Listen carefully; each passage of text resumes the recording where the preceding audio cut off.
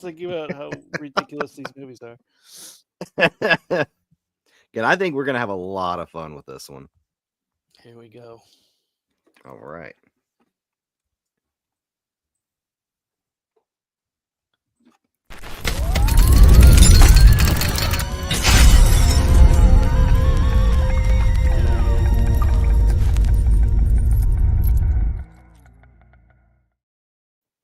Happy Saturday, everybody. Welcome to the Half Hour of Horror with me, Aaron McLean, and my co-host as usual. Oh, hey, it's Chase. What's going on, man? Hey, I am doing great. I hope you are. Yeah, it is chilly up in Boston. We are down in the 30s. I am sitting here with my big cozy blanket, trying to stay warm. And I just first want to start off by saying thanks to everybody who showed up for the Blocktoberfest on the Block of Horror, participated in the Games Jam, checked out the film festival, went and saw Lab Rat. We had quite the turnout. Very exciting to see everybody who came and checked it out. And we appreciate you guys. So thanks, everybody, for coming in. What's up, KG? He showed up to the Games KG. Jam. Yeah. So, yeah. Everybody was having a good time, and it was a great Halloween season. What a great time we had. And I think next year we have some great ideas to do the Game Jam again, more film festival stuff, and more stuff to come. But as we get into the holiday season, we have some stuff to look forward to, like Silent Night, Deadly Night's coming out, and we're pretty excited. Yes, we are. Yeah, this is probably like one of my most anticipated films of the winter. Like the original 1984 one is like an annual rewatch in my household. It's something me and my partner watch literally every year. We adore it. When they announced the remake and when they announced like the concepts of it, who they're casting, like we were just so excited. And yeah, this is like my most anticipated, like probably my most anticipated horror film, like for the rest of the year. I am so like excited to see what they do with it because the pictures that are coming out of it are insane.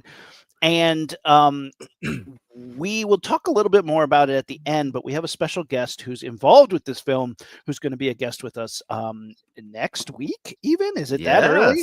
Next week. Yeah, next week, next Saturday. Yeah. And we'll reveal who it is at the end of the episode. But yeah, very excited about that.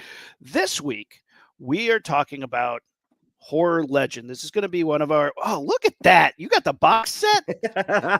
I did. Oh, that's so cool. I love it. It comes in the chainsaw. We are talking about Tobe Hooper, famed horror legend, obviously director of Texas Chainsaw Massacre. This is going to be one of our episodes where we do a deep dive into a director. And half-hour horror director series. This will be our third episode in the series. Of course, we did the Filippo brothers. We did John Carpenter already. So if you haven't checked those out already, they're on our YouTube channel. So check that out. Yeah, Filippo brothers was easy. They only have like 3 or 4 films. two films. Yeah. And now they're doing this like extreme wrestling documentary, and one of them's going to be in an extreme match. That's crazy. But yeah, today we're talking Tobe Hooper and Tobe Hooper. I looked this up. It is Tobe. It's spelled Tobe, pronounced Toby. Interesting enough. And he starts out with one of the strongest debuts in genre ever. Before Texas Chainsaw Massacre, he had done some documentaries, some shorts. He had done a documentary where he followed Peter, Paul, and Mary, the like hippie band, around the country for a little bit. But he was like an experimental documentary maker, which makes sense because when you watch Texas Chainsaw Massacre, you're like, is this a documentary? It's so raw. So raw. Yeah. And it's considered one of the greatest horror films of all time. And I think it's deserved that title because Texas Chainsaw Massacre is insane. And I don't think anybody can possibly appreciate in 1974 how wild this movie is. Like before that, a movie like Psycho comes out and just wrecks people's brains with the amount of violence. And then in 1974, There are no slasher movies. Serial killers are just now being discussed as a topic. Like the word serial killer is just now being discussed by the FBI in the 70s. And then a movie like Texas Chainsaw Massacre comes out, and it is, I don't think anybody can understand what a grenade this movie was. It was so polarizing. It was so shocking. It is so influential. And yeah, really a seminal piece of horror. Well, yeah, when you get anyone gets a chance, Dead Meat did a podcast episode on this, and Chelsea, like myself, it's one of her favorite horror films of all times, and there's a lot really to unpack with the Texas Chainsaw Massacre. Hey, Karen, how you doing? With this, because again, we weren't like Americans at that time when things were portrayed as like the American family. It was like Leave It to Beaver, the Brady Bunch, like all happy, cozy, happy, and then the Vietnam War kind of came around and we started kind of seeing the seedy underbelly of America. We started seeing kind of more poverty and, everything wasn't so happy, happy, joy, joy like it was portrayed in, television shows. And this was really, Chelsea made a good point. This is really one of the first films where the American family was portrayed as a villain. Because you got to think, even with like the Universal monsters, they always had kind of foreign actors like Boris Karloff or, Bela Lugosi, Eastern European actors kind of play these kind of villainous parts. So just to see like an all-American family as the killers is really shocking. Plus, we also had the Zodiac killer around. I think it was around this time, wasn't it? The 60s? Yeah, you're starting to get, like I said, this is starting to happen where they're starting to be like, oh wait, there's another type of murderer that is doing it more than once on a serial level. But it wasn't in the lexicon yet. They didn't have serial killer documentaries. They didn't even know what to call it. Charles Manson, is around this time, and people are like, what? It's breaking their brains. The Vietnam War, and I think you hit the nail on the head there. This is the first time that in real time you could broadcast through television what people were seeing during a war. And while things were happening on the ground, the Ohio State, Kent State murders was when they sent the National Guard in. They killed 4 students, massacred them for protesting the war. They couldn't cover that up fast enough. They could not, like, we saw bodies on the ground on TV and it shocked people.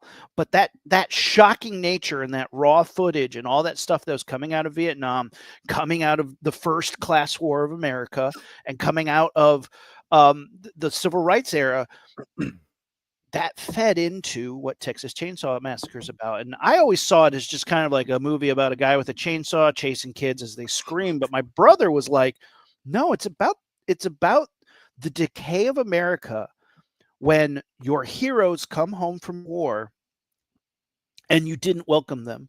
And when your heroes came home from war and you spat in their face, it's like, that's when those soldiers looked back at America and was like, what did you see? And it's just this, like, it's such a grotesque dissection of what America is. And I think it's brilliant for that.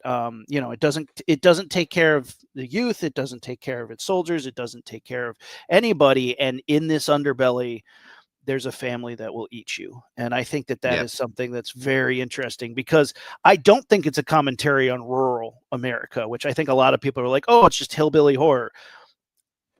I think there's a bigger commentary there, and I think it's pretty interesting. Yeah, and I think it's just absolutely brilliant the way it's portrayed. And also it's one of those too, when people talk about it, they're like, who saw it around the time, it's like, oh, it was some of the most violent stuff I've ever seen. And the thing is, it's kind of one of those illusions where you think it's more violent than it actually is. Yeah. Because really you don't get a whole lot of gore in this, maybe just a few little blood spatters, and that's about it.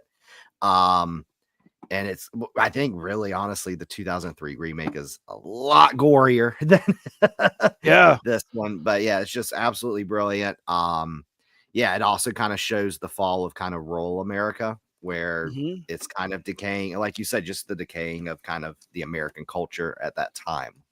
Yeah. Well, and we never fixed it. That's the interesting thing is like right now, like all the farmers are just left with their dying crops to starve, and that's like we're back here, and I think Texas Chainsaw Massacre really just was like this is what happens when you forget about people, Yeah. and it's really interesting, and it is shocking. It's a very stark, bleak, gritty movie, and yeah, within the first like 20 minutes, they slam a girl on a meat hook, leave her hanging there, and I just Dude gets his when he slams dude that get, door. dude gets his head bashed in with a hammer. Like Yeah, it the is. It first is. kill of the film. So Tobe Hooper makes this movie, and it drops him on the map with an explosion, and you got Warner Brothers looking at him, Universal is looking at him. Steven Spielberg loves this movie. Steven Spielberg's like, damn, Tobe Hooper isn't safe. He is a madman. And everybody's trying to see what he'll do. So they give him a little bit more money, and he makes a movie called Eaten Alive. And Eaten Alive is Interesting. Very interesting. yeah, I don't know how to describe this movie other than like a bizarre, disjointed documentary that isn't real. It's like it's this guy who owns a hotel and he has a alligator in the backyard, and people show up, and some of them live and some of them don't. At one point, the star from Phantom of the Paradise shows up with his jerk of a wife and their kid and their dog, and the dog gets eaten by the alligator, and the parents' Like reaction is right like, off the bat. yeah, and the parents' reaction is like, "Fuck you, little kid!" And they're like yelling at their daughter when the alligator ate her dog, and then he gets thrown in and eaten by the alligator too. Nobody in this movie behaves like a normal human being. Robert Englund's in this movie for a brief Yeah. cameo. Yeah, he's like a sex pest because it Yeah, starts off with him at the beginning of the movie, like about to attack uh, an escort at a yep. brothel, and because she doesn't want to do some of his violent acts, the owner of the brothel kicks her out and gives him 2 free escorts. So So weird. Yeah, super weird. And this is like pre Freddy Krueger too. This is yeah, him. I don't know if it's before or after he had done the miniseries, but yeah, like really early Robert Englund. This movie's wild. Nobody behaves like a normal human being or says or talks like a normal human being. They do the opposite of what you think. Like if I was in this situation, how would I react? And this movie's like, I'm gonna flip that. So weird, man. he did bring Marilyn Burns back, which was pretty cool to see Yeah. her in something because I've only ever seen her in Texas Chainsaw Massacre, so it was kind of nice to see her in something besides that. Yeah, and I mean she didn't have a huge career, but like she was in a lot of his movies, and same thing with the guy from Phantom of the Paradise. He's in a lot of these movies. Eaten Alive, he's in Funhouse, he's in a handful of it. But this movie was a huge flop, but he was already on Warner Brothers and Stephen King's sort of watch list, and Stephen King wanted him to do Salem's Lot, and it's the TV miniseries that came out in 1979, and I think a lot of people, yeah, a lot of people like this movie. I think the vampires are really cool in it, but Yeah. it's a little slow for my taste. But it is a good vampire story, and always love me some Stephen King. Yeah, this one I actually watched last night. I agree with you. Of course, if you buy it, it's going to be composed. It's going to be like the 1990 It miniseries. It's going to Hmm. be kind of pile into one film, as opposed to them doing it kind of more an episodic route. Yeah, very slow. Total is 3 hours long, but the atmosphere, fantastic. The vampire designs, fantastic. Like I think like it's probably one of the coolest, even though it looks almost exactly kind of like Count Orlok It's very from Nosferatu, yeah. yeah, but I think it looks awesome. The vampires look great. The acting's great. The atmosphere is great. But yeah, just very slow. Yeah. I love the eyes in Salem's Lot, Yeah. these creepy gold eyes that the vampires have. I think that's a pretty successful beat for it. But, with any Stephen King movie, it's for some reason really hard to make a good Stephen King adaptation. And, Salem's Lot often has the same problems that most of them do, but there's some really great beats. And like you said, the Yeah. vampires, scary as hell. Uh, Jumping over to 1981, we crack into the 80s, and the Funhouse. This is one I watched it this week for this to refresh my mind. What a bonkers movie! Um, I don't know what I watched. This one I saw a while ago because on my other show that I do, the Launchpad podcast, Rumi loves this one, and he's like, "You got to watch it, man." I watched it a while back, and I was like, it's weird. And he made me watch it again recently when we started doing this. And I was like, yes, still super weird, man. It's 45 minutes before they get to the fun house. And it's not even a fun house. It's a dark ride. It's like, the clown on the cover, not in that movie, not in the movie at all. It's about like a No. weird freak show guy. There's some cool deformed cows in the movie. That's my favorite part. Yeah, honestly, the Scream Factory Blu-ray, Yeah. what you see right there, what Aaron has pulled up on our screen is the official poster that was released for the film. The Scream Factory Blu-ray cover is honestly a more accurate depiction of the movie Yes. because you get like again it's weird carnival freaks. You have kind of like a deformed man who kind of has like fangs and kind of Yeah, his weird eyes are looking super. guy. Rick Baker designed it. Famous makeup artist Oh, Rick nice. Baker, who did But yeah, Planet of the Apes. I dig this one. It's one of those. It's just you go in and watch, turn your brain off. It's basically just your common slasher, 80s slasher around that time. Teenagers get into some trouble and walk into something they're not supposed to, and they get picked off one by one. And I enjoy it for that. If you just if you're like me and like dumb 80s slashers where it's just teens getting picked off, yeah, I'd say go for it. my mean ranking there. God, I'm mean.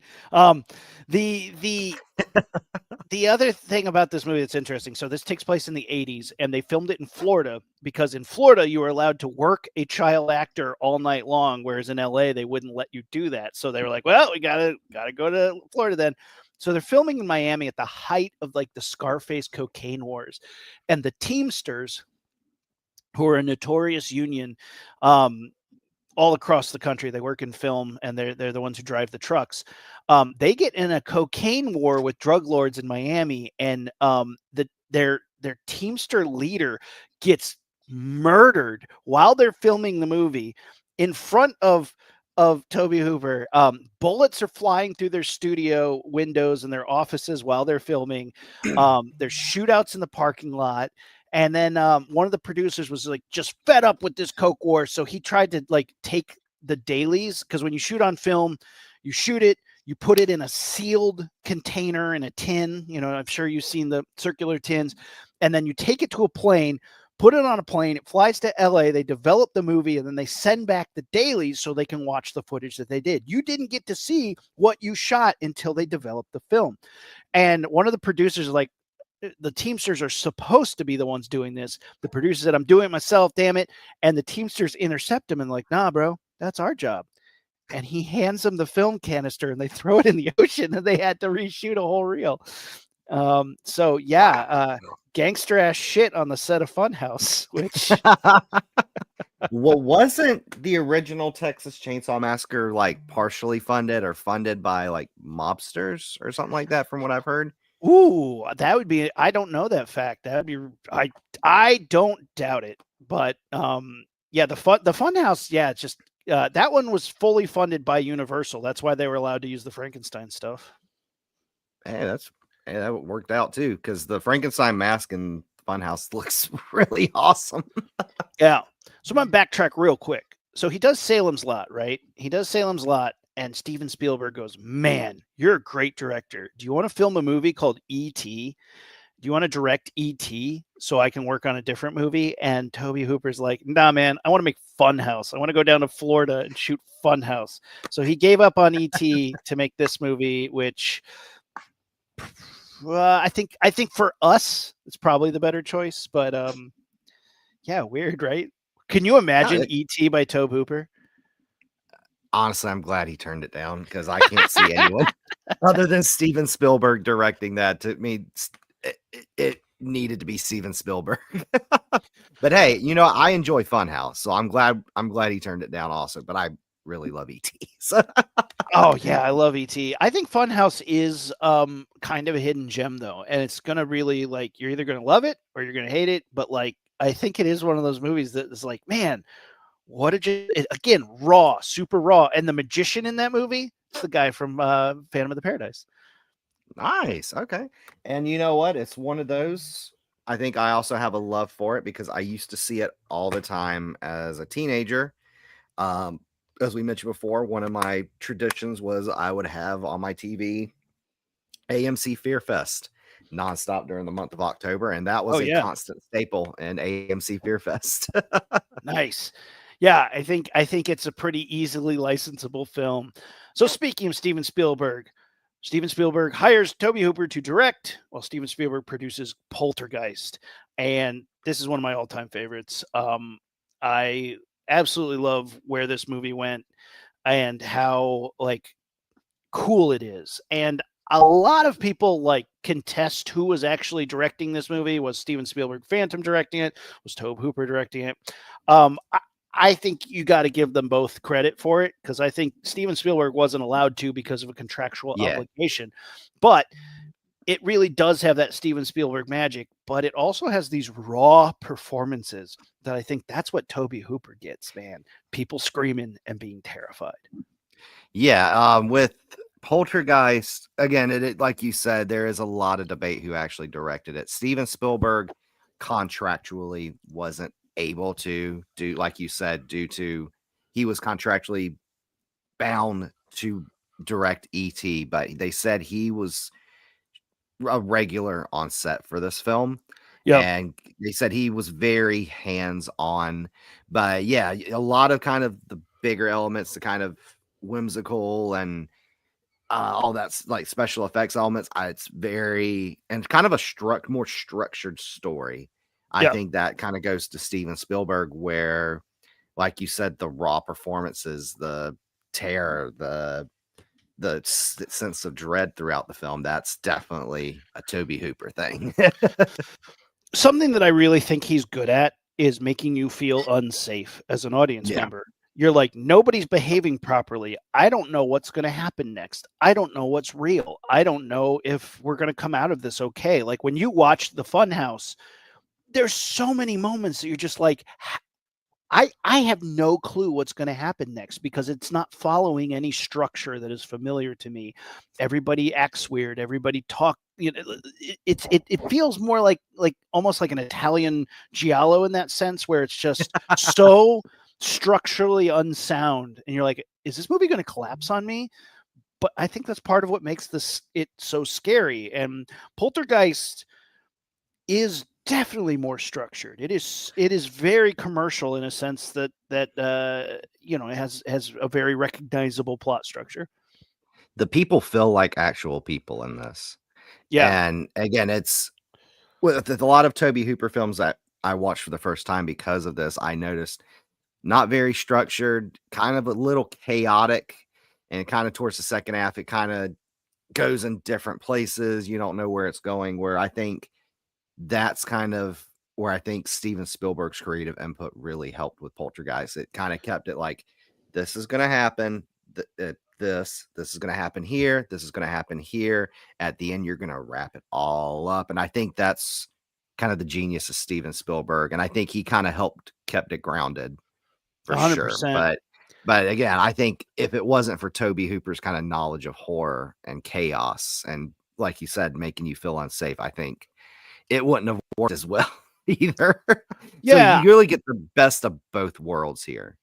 I think they collaborate really well. I think that's Yeah. something that really worked in his favor. Um, so then they give him another chance. They're like, "Hey, Poltergeist was a big hit. What do you want to do now? And Tobe Hooper gets slated to do Life Force. And wow. Wow. Where do you start with Life Force? You watched this recently? I watched this for the first time last night. So many boobs.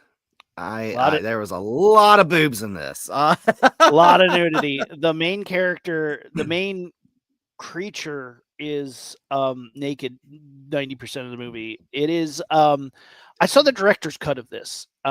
Somebody lent it to me. Shout out to Chris from Set Deck hooking it up.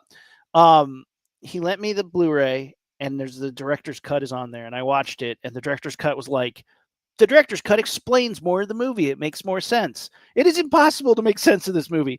It starts out in space. This gigantic comet is flying through space and they're meeting up with this comet. And at the front of the comet, which is some very 3-Eye Atlas shit, shout out to the aliens, is this giant spaceship, like organic spaceship. And when they go inside, the spacemen go inside, they find all these crystals with naked people inside of them and like decaying bat monsters. Yeah.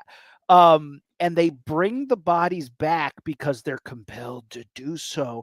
And when they get back, the naked lady immediately reanimates and starts like sucking the life force out of people with like crazy life like force electro light effects yes to it.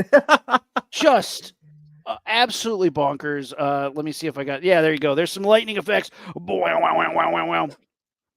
isn't it like the people she takes the life force out of, don't they like inherit that ability and they can yes take the life force out of other people? And yeah, it's I didn't watch the director's cut. I watched the theatrical cut that was on Amazon Prime, but is it a big difference or hard to say because none of it makes any sense. The big difference is there's a lot more space stuff. There's a point in the movie where they like bring the captain back in that is not in the theatrical cut, and they're like, "You got to tell us what happened." And he really breaks down how it's like we've been trapped in space. I hear her talking to me. We're killing the crew off one by one. Everybody's getting their life force drained. But then it turns into this like crazy disaster movie where the entire world is being turned into these vampire creatures while this like British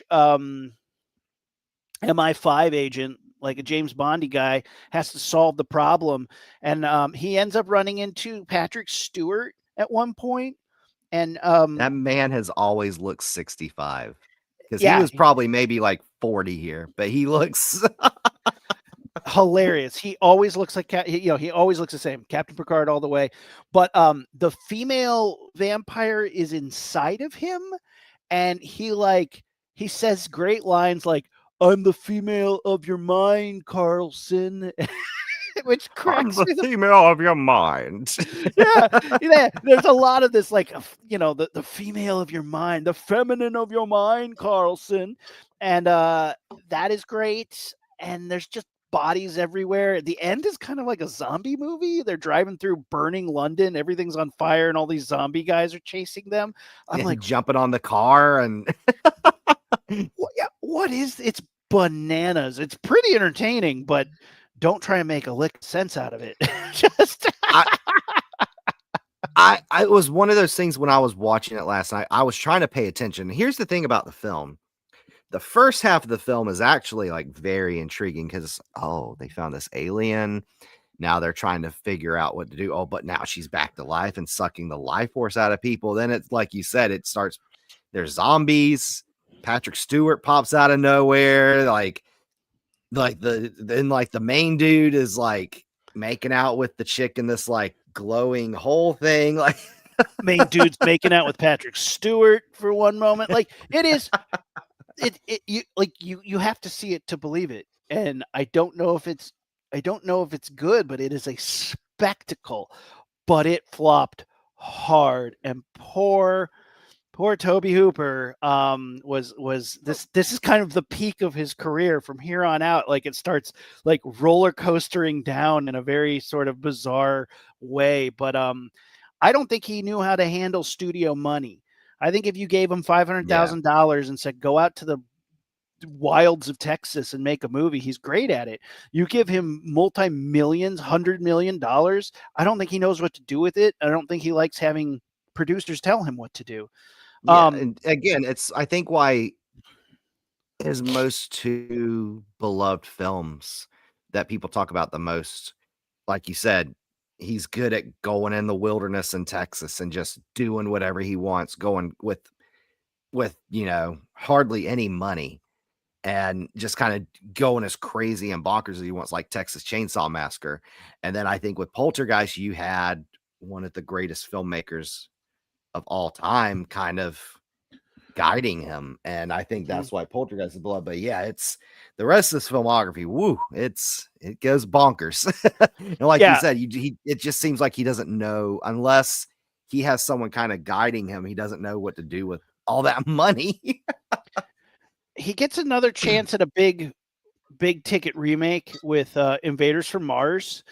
Um, and this movie has some pretty great practical effects in it. I will give them a lot of credit for the practical effects, but the original Invaders from Mars is like a classic drive-in 50s movie. This one is weird, to say the I liked least. this one actually. I really liked Yeah, this one actually. I thought tell this me was a about it. lot of fun. So yeah, this one I watched for the first time also. You have Karen Black, you have Louise Fletcher, aka Nurse Mm-hmm. Ratched from One Flew Over the Cuckoo's Nest. Yeah, it honestly it's one of those, it feels like it kind of like gave me something like Gremlins, where it's enough of a horror film where the adults could enjoy it, but it's a PG film and it's not gory, it's not too intense where you could show it to like, you know, a 9-year-old child to get them into the genre. Also, the lead is a child that kind of follows someone they can relate to, and the alien designs are incredible in this, like Pretty absolutely crazy. amazing. Yeah. I'm pulling them up right now because I need to talk about what we have going on here. I'm pulling up these images because yes, we need to talk about this. So in this movie, when they get on the spaceship, this creature design, I need to explain what's happening here. There is a human being in this suit, and wait, that's not what I'm trying to do. There we go. So there's a human being in this suit. He is facing backwards. There is a little person strapped to his back in a backpack that makes the jaws and the tiny arms in the front move. And the person who is facing backwards, his arms are controlling the back legs. That is an insane costume design.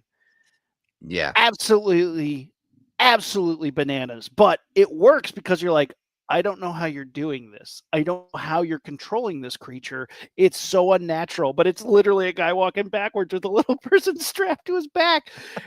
Crazy. So, in the movie, there's a Krang monster, like Krang from Ninja Turtles, and my buddy Gino is inside of this. A guy I work with on Really? Walking Dead. I've known him for years. You guys all have seen Gino. You've seen him in this movie. Hey, there's Gino. Look at his face. There he is. That's Gino on the cover of House of a Thousand Corpses. Here he is in Wow. Walking Dead as Winslow, the spike zombie. He has been in many, many seasons of Walking Dead as a zombie, but I think this is like crazy because you can see him. He's in Frankenhooker. But he is inside this creature and he's controlling the arms and he has to lie down to do it and wiggle, blah, blah, blah, blah. And he tells this story. It's so great. So he's in this suit, and in the scene, the army is going to come in. They shoot the place up with their guns, and all these squibs go off, and they go action. And he's like, I can't really hear, but I think they yelled action. So he's wiggling, and he hears the squibs go off, pop, pop, pop, pop, and he doesn't hear anything, but he hasn't heard cut yet. And so he's like, I'm wiggling. And he's like, man, I'm starting to get tired. I'm wiggling so much. And then he's like, man, it's getting hot in here. I'm wiggling so much. And all of a sudden he feels people tugging at him. He looks down and somebody takes a knife and cuts him out of the costume. And he comes out and the set's on fire. One of the squibs had caught the set on fire and everybody had ran out, but they forgot Gino in the suit. So he's in the suit going, while the whole place burns down around him. And then they were like outside and they're like, huh, huh, huh, oh, we forgot him inside. They ran in and cut him out of the suit. He almost died inside this goofy thing. Oh yeah, crazy. So yeah, Invaders from Mars. That's a great story, but yeah, this movie's wild. Cool creatures, weird performances, a lot of Yeah. screaming. Good screaming from Tobe Hooper style. Now, do you know what it reminded me of a lot of this film? Um, one of my favorite sci-fi horror films from the 90s, The Faculty, where Yes, aliens come in and take over the adults. That I was getting a lot of kind of like, oh, like this kind of reminds me of that. And it's kind of like that mixed with, like you said, your 1950s B movie drive-in science fiction film. And I thought this was a lot of fun. And like I said, it's one of those you can introduce it to a child to get them kind of started in the horror genre because it's not too scary. And it's got cool monster designs. really cool monster designs. And then like the same year, Texas Chainsaw Massacre 2 comes out. He had been filming it the year before. And what a departure from the original, but so bonkers. This is a fun one. I actually like Texas Chainsaw Massacre 2, but it is wacky, man. Of course, we get Carolyn Williams as Stretch, which is an awesome character. She works at the radio station. She gets attacked by the what do they call them in this? It's in is it the The Sawyers? Yeah. Sawyers. Yeah. So Um, yes, yeah. this one, again, it's one of those. Tobe Hooper said that when he made the first Texas Chainsaw Massacre, he wanted to add he had sprinkled some black comedy in there, some Yeah. dark humor in there, and he felt like just because a lot of people were so kind of overwhelmed by the violence and kind of the depravity shown in that, he felt like a lot of audiences missed it. Where this Yeah. one, he wanted to kind of make it like a full on comedy film. And yeah, what do you think of how the humor lands in this? I don't even know how to react to it because like it's so bizarre. I like that they swung for the fences. Don't try and beat the original. Why would you do that? I mean, my favorite part of this is you have Dennis Hopper fighting Leatherface with chainsaws. Come on. Um, it's wild. It's pretty great. Chop Top Bill Moseley in this is a fantastic characters. It's not good, but it's also just so fun that you can't care. Like you got to have fun with it. This is a great like throw it on in the background of a Halloween party movie, and everybody every now and then is gonna be like, "What are we watching? This is this wildness." It's one of those that I feel like you said, it works because they're not trying to do the same thing that the original did. They're like almost poking fun at a Huh. lot of the things and just kind of like, you know what, let's do a sequel and we're going to make it as weird as possible. And yeah, fun performances. I Stretch is one of my favorite final girls in horror. She's one of I the best. think Caroline Williams nails it. Yeah, you got Bill Moseley as Chop Top just giving an outrageous performance, which we would later find out that's Bill Moseley does that every Oh, he's just yeah, he's crazy. he's so eccentric and awesome. Yeah, Dennis Hopper, which I think Dennis Hopper came out and said this is like one of the worst films he's ever done, which is crazy because a few years later he did Mario. Yeah, yeah. He did not enjoy this movie. It's a classic VHS era thing, though. I mean, even look at this cover. It's a nod to the Breakfast Club. Like, what movie are you making? Like, it's fun for that reason. Very, very bizarre, but still a good entry into the Texas Chainsaw movies. From this point on, the Texas Chainsaw movies become incoherent. It's Yeah, Steve Nosedive. This one's still at least watchable in a fun sort of way. Like I yeah, like Texas Chainsaw Massacre too. yeah, I love this one, and it didn't do very well at the time it's released. It very polarizing reviews, didn't wasn't a massive hit at the box office, but it's one of those just over time. It's really just gained this big cult following, and like whenever a company releases a new copy of it, it becomes a hot collector's item just because it's just a lot of people, I guess, just really love its weird sense of humor and Yeah, just how completely different it is. And I think probably the second best of the Texas Chainsaw Massacre franchise. easily. Yeah, And if you're able to get a hands on it, I have this 4K copy from Vinegar Syndrome.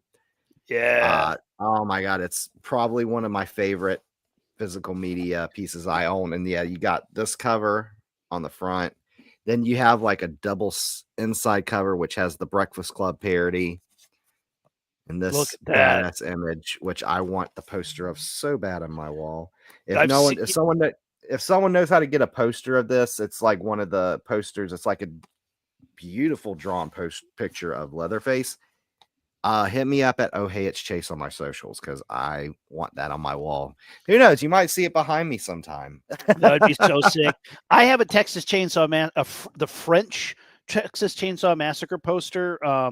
Is one that I really like, and I have that on my wall back at home. The Massacre de Tronquenous, which is pretty fun. I have actually. Let me grab my Texas Chainsaw poster. I have. Yeah. What do you? When did you get it? Last year. So I got it last year. Dark Sky Films released a bunch of merch for its 50th anniversary. And here it is. I have it hanging. Ooh, that's pretty. Yeah, so it's a lot of those. They actually used it for the 4K release that they did for the Chainsaw box set. It's the same poster for that. And then if you see like posters for the re-releases for it, this is the one they use. That's really cool. So yeah, I really love the artwork on this one. Open image, a new tab. Here we go. Massacre the Tronquenous. Yeah, that's beautiful. Yeah, that's the one I have in my office. It was a good find. I'm pretty stoked to have gotten that because I collect foreign movie posters. I have a bunch of like ones from Thailand and Japan. Die Hard. I have the Taiwanese Die Hard poster, which is phenomenal. Yeah, I have some good posters. I do have a decent collection, but we're not talking about posters. We're talking about Tobe Hooper movies. The next three films that he did, I didn't watch. I've never seen Spontaneous Combustion. It doesn't have great reviews, but Brad Dourif stars in it, which made me go, oh, maybe I should check it out. I didn't watch this one. I've seen not a lot of great things said about it, but every review I've read for it, they said Brad Dourif nails it, which not surprising. He's not surprising. Fucking incredible. A young man learns that his parents have been used in an atomic weapons experiment shortly before his birth, and that results have had some unexpected effects on him. Is it spontaneous combusting? I bet so. I'm Dangerous Tonight, 1990. Looks sexy. An ancient Aztec cloth with a curse accidentally finds its way into the possession of a young woman. She decides to make a dress from the cloth. Whoever wears this cloth dress comes under its spell. All inhibitions and moral responsibilities are lost. Sexy. And is that Anthony Perkins on there? Yep, there's Anthony Perkins. A fat 2.9 on Letterboxd. Sounds sexy though. Then he did an episode of Tales from the Crypt called Dead Weight. Yeah, James that's a good one. Yeah, that one is really good. And again, it kind of shows when you have kind of give him some guidance with a budget. It shows that he's actually really good. Correct me if I'm wrong. That's the one where there's a guy handcuffed to a dead cop. I believe so. Oh, yeah. Okay, we're going to find out. Tales from the Crypt. Did you ever see Body Bags? It's like I might have. The thing is with a lot of the Tales from the Crypt episode, it kind of runs together when you watch so many of them like in a binge. Oh, Deadweight is not the one I thought of, but Deadweight has holy Whoopi cow, Goldberg. look, Whoopi Goldberg and James Remar. James Reese John Reese Davies. That's awesome. James Remar, interesting. Um, yeah, Tales from the Crypt is always fantastic. I never have a bad time with some Tales from the Crypt. It's such a shame that we can't get more of that because of all the rights Yeah. kerfuffle out there. And Yeah, it's not Body Bag. available to stream either, which is very heartbreaking. Thankfully, I found it like the complete season, the complete series set box set on at a secondhand store last Oh year. my So that's gosh, how I've been lucky. able to. Yeah, it was one of those like I just happened to. I was like, oh, and just snatched it immediately. Body Bags is kind of a Tales from the Crypt knockoff. It was John Carpenter trying to do like a Tales from the Crypt thing. Like he plays the coroner and he like sort of he's the crypt keeper and he sets up these different movies and Tobe Hooper directs one of them. Wait, that's John Carpenter right there. That's John Carpenter right there. Yeah. I'm just waiting for him to go fuck the substance. Fuck that substance. Yeah. John Carpenter, you cranky bastard. Body Bags I saw on VHS way back in the day, but it was fine. Doesn't stand out. I didn't see Night Terrors. I'm gonna I skip didn't see over that Night one either. Terrors. Skip. Hey, Robert Englund's in it though. You guys, anybody seen Night Terrors? That's a cool poster. I'll give him credit for Yeah, that. I do like the poster. Here's the movie I watched this week, The Mangler. Yes, Robert Englund is a guy who runs he's crazy. This movie's crazy. A laundry folding machine has been possessed by a demon, causing it to develop homicidal tendencies. Yep. I will read that slower. A laundry folding machine kills people. This movie is based on a short story by Stephen King. Ted Levine, who you guys know as Buffalo Bill in Silence of the Lambs, is like a detective. Yeah. He's a detective running around being like, hey, have you been folded into a laundry machine? And Would you be folded in a laundry machine? Yeah. I'd totally be folded into a laundry machine. Would you fold me? I'd fold me. I'd fold me so hard.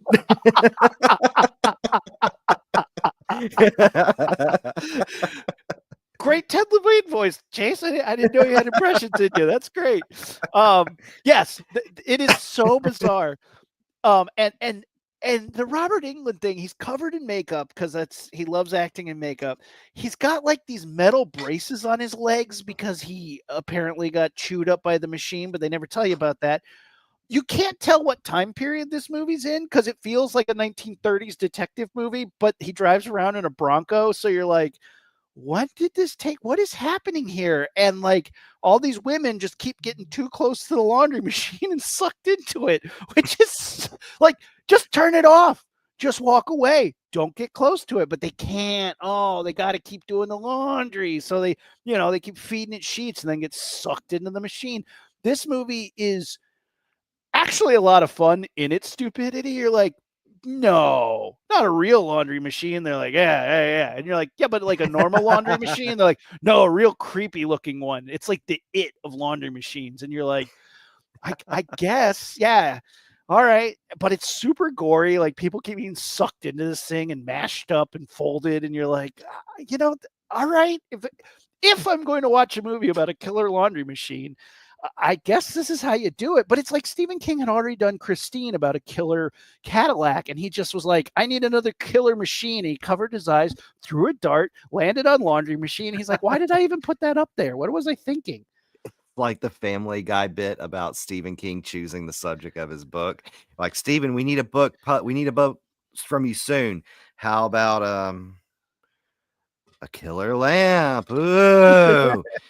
Just have it on our desk next week. 100%. That is exactly how this movie feels. And yes, Robert Englund just got a Hollywood star on the Walk of Fame, and he is well deserved. Deserves it. Absolutely. Of all these weird movies that we've watched, I will say this one's terrible, but you should watch it with your friends and laugh at it because, oh my gosh, it's a killer laundry machine. It's yeah. What's it streaming on? Because I want to I might watch that tonight, actually. Let's find out. Where is it streaming? It's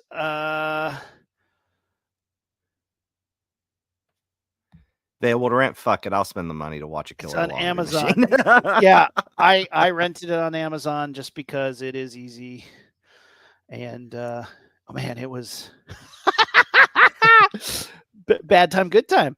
Then there's a bunch of movies that I haven't seen, but you watched Crocodile. Yes, I did. I actually finished it about 15 minutes before we went on air. Yeah, so this movie is what you'd expect from a movie centered around teens from the late 90s, early 2000s. Of course, probably a bunch of 30-year-olds playing the teenagers here. Yeah. They're all horned up and ready for spring break.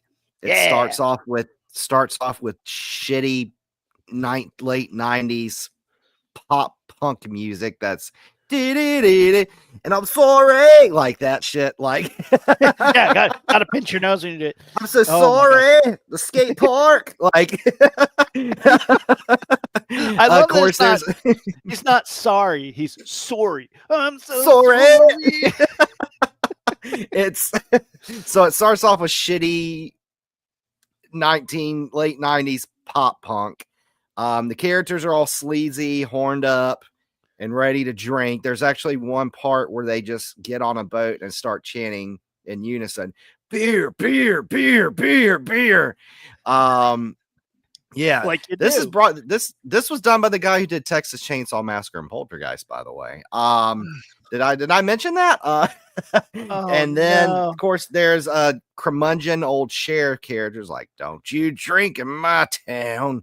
Like, so it's basically a horror movie American Pie, which was pretty much every teen centered horror movie around this time, with a crocodile.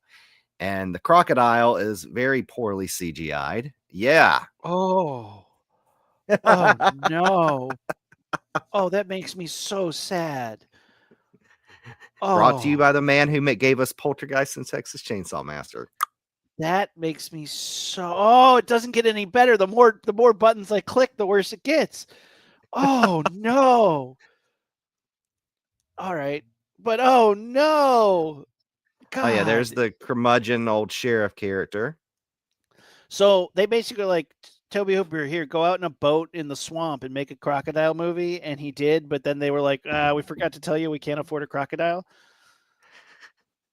Or can't afford good CG for a good crocodile or for a good animatronic crocodile. So yeah, Oh my it's a rough God. watch. It's your typical unlikable characters just getting eaten by a crocodile. I mean, but it's only like 90 minutes, so it's not like you're sitting through a nearly 2-hour film. Oh my God. I mean, this is boxed up in a box set called with Crocodile and Shark Attack, and a movie called Shark Attack, which doesn't look much better. Poor Tobe Hooper. This is sad.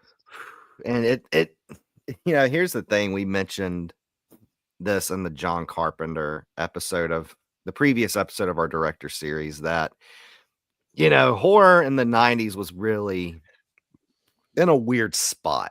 Like, because again, it was kind of like we had slasher fatigue from like all the Freddys and Jasons and Michaels from throughout the 80s and Chucky's, where really kind of horror was in this weird state in the 90s until Scream came out in 1996. And of course, that meant your favorite directors like John Carpenter and Tobe Hooper and Wes Craven were releasing not so great films. I think Wes Craven had the better later career out of the three of them because he did direct Scream, and that kind of rejuvenated his career. So, but unfortunately, John Carpenter and Tobe Hooper suffered. Tobe Hooper just started doing straight to DVD schlock like Crocodile, and the next film we're going to talk about. I don't know, man. He did some TV. He did have some success in TV. Yeah. But this movie, he did a remake of the Toolbox Murders in 2004 with Coffin Baby. What a great name for a killer. Coffin Baby in this movie is terrifying looking, as you can see him here. Really creepy face. I didn't mind this movie. It's not great, but as far as like 2000 like early 2000 slasher films go that aren't Scream, not the worst. Certainly not great or like, all the characters suck, but they're mean to each other, but the kills are solid and Coffin Baby is really scary looking. So I give this movie some credit and I don't think I would buy it on like a special edition Blu-ray, but No, I was no. not mad that I watched this movie. Yeah, I mean, it's fine. I watched it for the first time. You have Sherry Moon Zombie in it, who gets Drew Barrymore'd at the beginning Yes. of the film. Yes. Yes, she does. She gets Drew Barrymore'd at the beginning of the film. Yeah, it it's one of those. It's wasn't offensively bad. But it was fine. It was, it was a very inoffensive way to spend an hour and a half. You have Angela Bettis, who I really enjoy, in Yeah. May, and 12-hour shift. Yeah, it's very much so a mid 2000s straight to DVD slasher flick. Like it's it's very much so that. Or in 2025, it is a Fathom Events released, excluded from your A-list subscription. We're going to charge you $17 a ticket, and it's only going to be in theaters for 2 days movie. What? That's so funny. But the creature, yeah, there's Sherry Moon Zombie in the movie for about 10 minutes, but like the kills are solid in it. They're all kind of derivative of other movies that you've seen, but like the killer, seeing him when he pops up, pretty freaking scary. I really did like. It's also one of those movies that's just aggressively dark in the sense that there's no light. No It's just lighting. you're like, yeah, what It am I has that looking kind at? of like a lot of like that 90 or that early to mid 2000s kind of like orange, green, yellow lighting filter to it, like so to kind of make it look grungier than it is. He looks like the bad guy from the movie Popcorn. Just gonna lay that out there. I have not seen Yeah. Popcorn. Oh, Popcorn's great. Check that out. Yeah, it's worth the 2 hours. How about that? And then I didn't watch any of his latest films. Sorry, Tobe Hooper, didn't make it. Yeah, sorry, I couldn't do it. A 2005 late stage Robert Englund film. I might check out if I have the time because it looked interesting. But there it is, Tobe Hooper's career that went shoom, ding, shoom, right down. Look, all props to the guy who made Texas Chainsaw Massacre. They can never take that away from you. And you've made some really fun films later, but when you start that strong, it is really hard to go anywhere else. You didn't give yourself anywhere to rise to, Toby. Just saying. But I love all the efforts, and I hope that some of the films like Funhouse and Invaders from Mars do get people to watch more Tobe Hooper movies. Yeah, I think it's one of those, like we mentioned in the John Carpenter episode, despite okay, I'll have to check that out. Apparently. I know that was like his final film, and actually I think that was like theatrical release. I think it was not an American production, but I think a United Arab Nations production, from what I read. But yeah, I mean, it's one of those, despite the kind of sad way to go out with his career. I mean, it's we still have like Texas Chainsaw Massacre, we still have Poltergeist, we still have Funhouse, Invaders from Mars, and Texas Chainsaw Massacre 2, which are fun cult classics. Yeah. So I mean, yeah, it's one of those. I don't think his later career ruined his legacy at all. No, not at all. Not at all. He didn't have to worry about it. He cemented himself as a master of the craft from the get-go, which, man, pretty crazy. To that end, as we mentioned, we have a special guest next week coming on. They worked on the new Silent Night, Deadly Night and it is the composer, which Yeah, we so are excited. Yeah, so we are getting Blitz Berlin on the show next week, the composers. And of course, we're getting Chris Carlson in joining us to chat with them. So Yeah. yeah, we're going to be discussing that, discussing some of our favorite tunes and soundtracks that are in horror films. And we'll get to talk with him about his work on Silent Night, Deadly Night, along with other stuff like he's done like The Void, Queens of the Damned. So yeah, we're very excited to have someone who worked on this film that we're excited for, and I'm very happy and honored to be able to get them on. Yeah, really excited. This person's done a ton of really cool soundtracks. Like you said, I love The Void, Frankie Frico, Queens of the Dead, the new Deathstalker movie, which I'm really excited for. Psycho Gorman, which is a huge cult classic, fun one. Uh,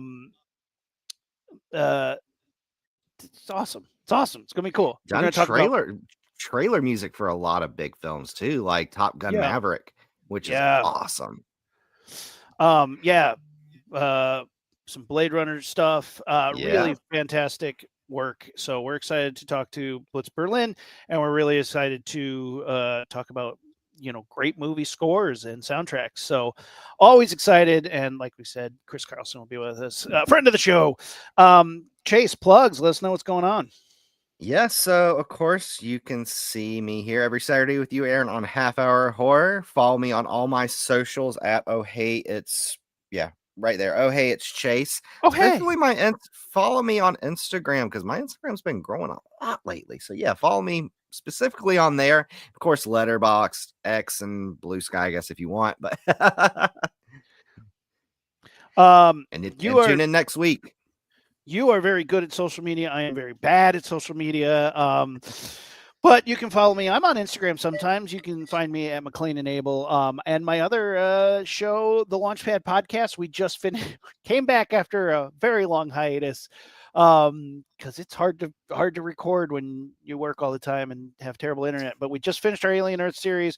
We are doing a Mangler episode, and sounds like we should capitalize on some Tobe Hooper stuff. So we're going to be talking. We just did recorded the Funhouse last night, and we're going to be doing a Mangler episode coming up. So Nice. more Tobe Hooper fun stuff. I can't escape him. I'll be watching Tobe Hooper movies for the next month and a half.